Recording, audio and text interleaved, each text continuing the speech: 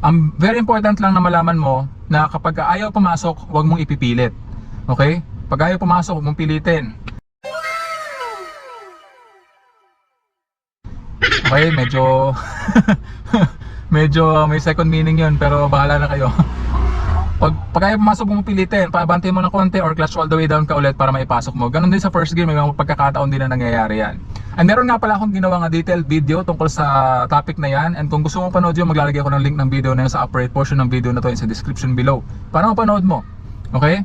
So kapag nasanay ka na ng clutch control sa atras abante, magagawa mo na to. Clutch all the way down, first gear. Gas to the biting, gas 1000 RPM, clutch to the biting point para umarangkada yung sasakyan.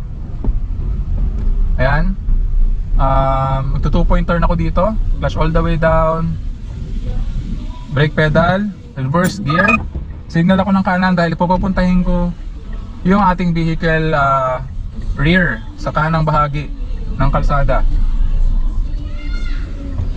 Okay?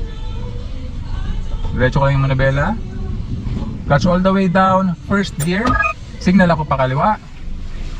Gas 1000 RPM, clutch to the biting point para umarangkada yung ating sasakyan. And when it is safe to proceed mga ka-fixit, kaliwa kanan, walang paparating, so pwede ko nang gawin yung left turn. Ayan, nakapag maneuver tayo.